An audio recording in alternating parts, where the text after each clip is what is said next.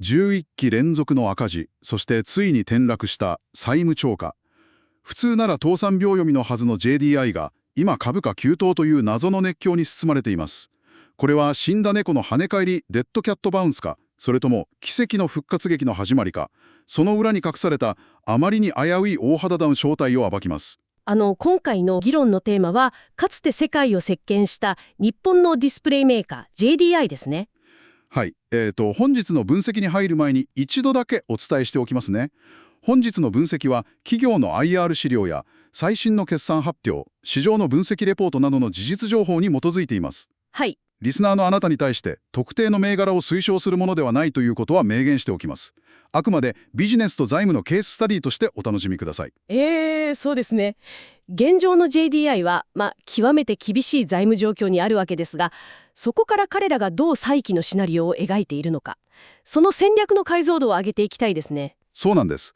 で、彼らが現在進めている起死回生の戦略を読み解くにあたって、理由は3つあります。3つですね。まず1つ目は何でしょうか。まずトピックの1つ目は、ディスプレイ専業からのピボット、つまり抜本的な方向転換です。彼らはこれをビヨンドディスプレイ戦略と呼んでいます。ビヨンドディスプレイ、つまりディスプレイの先へ行くということですか？まさに、スマホ向けなどの汎用ディスプレイビジネスからは脱却を図って、新たにディスプレイ、センサー、そして先端半導体パッケージングの3本柱へ移行しようとしているんです。なるほど。でもそれってかなり思い切った変化ですよね。例えるならですね、巨大なピザ山で薄利多売の価格競争をするのをやめるってことです。その代わり、同じ強力なオーブンを使って、超高級なカップケーキを少数精鋭で作る戦略へと、自らルールを変更したと言えますね。つまり付加価値へのシフトですね。でも、超高級なカップケーキを作るための具体的な武器、賞賛はどこにあるんでしょうか？そこで2つ目のトピックです。彼らが持つ世界初にして世界一の圧倒的な技術力ですね。圧倒的な技術力。はい。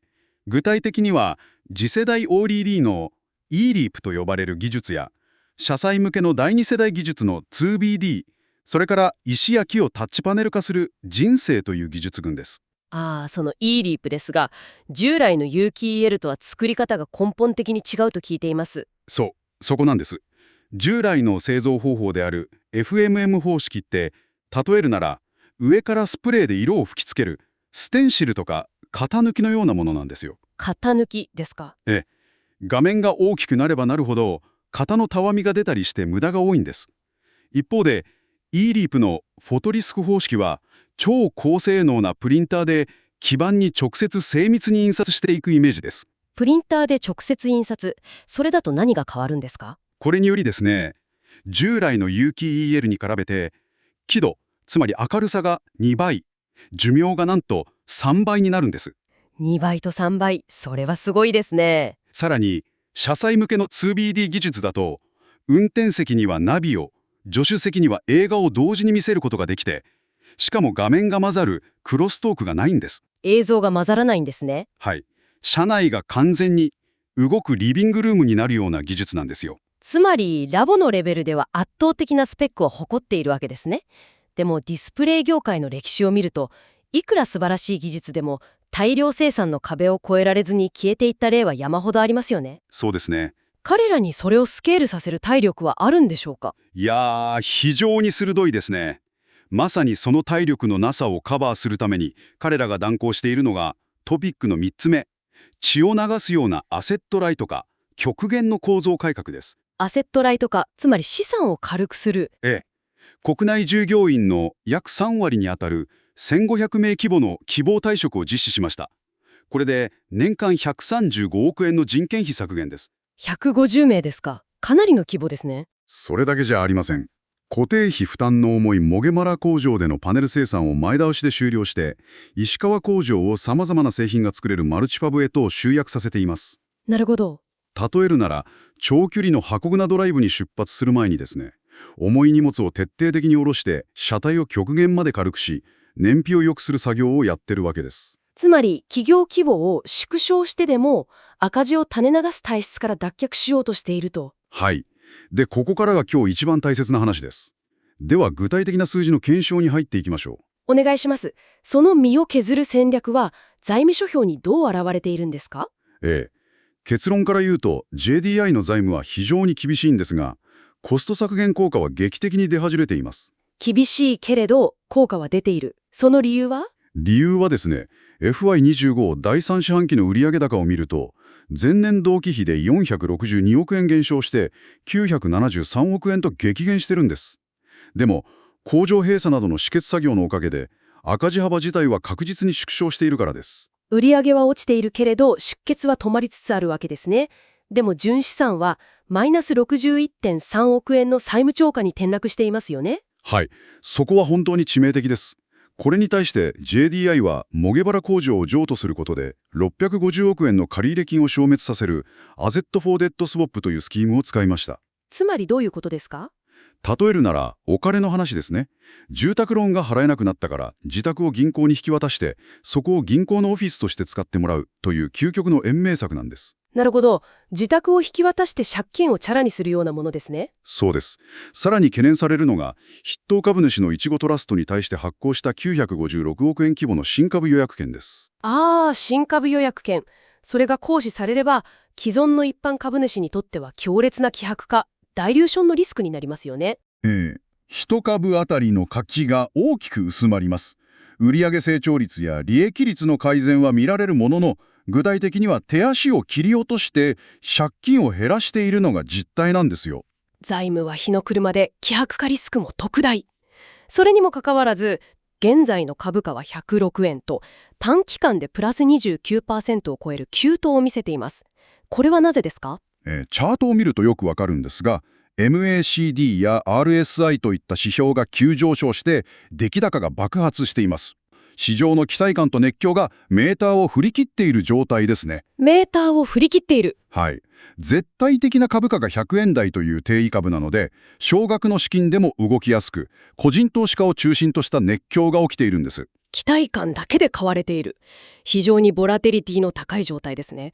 この状況をどう整理すればいいんでしょうか？はい。ここは全ての事象を3つの比較軸と独自の定義で構造化して整理しましょう。お願いします。まず、過去比で見ると、11期連続の赤字という過去最悪レベルの財務状況です。次に競合比。サムスンや中国 BOE が何兆円も設備投資をする中で、JDI は自社で養蚕設備を持てず、頼みの綱だった台湾イノラックスとの量産提携も解消されてしまいました。過去と比べても、競合と比べても厳しいと。そして市場平均比、つまりトピックス比ですね。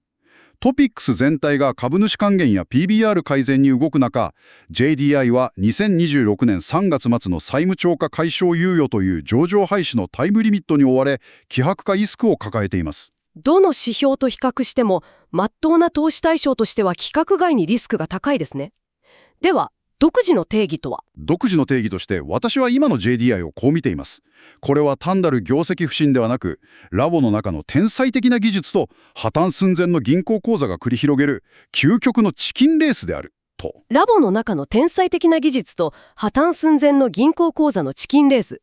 まさに言い得て妙ですね。そのチキンレースの中で、私が今回の資料で一番痺れた数字を発表しますね。何でしょうか？損益分岐点の 80% 引き下げです。80% ですか。それは劇的ですね。売上高ベースで FY24 には3085億円必要だった損益分岐点が、構造改革によって FY26 にはなんと630億円まで一気に下がる計画なんです。3085億円から630億円へ。はい。会社を極限まで小さくしたことで、少ない売上でも黒字化できる体質に生まれ変わろうとしている。ここに私は強いハイライトを当てたいですね。ここからは、この企業に吹いている追い風と乗り越えるべきハードルを整理します。まずは、どのような追い風が吹いているんでしょうか？はい。最大の追い風は市場環境ですね。今、AI 半導体が急速に進化していますが、熱に強い次世代ガラス基板へのシフトが世界中で起きています。AI 半導体の熱問題ですね。ここに JDI がディスプレイ製造で培ってきたガラス基板加工技術がドンピシャではまるんです。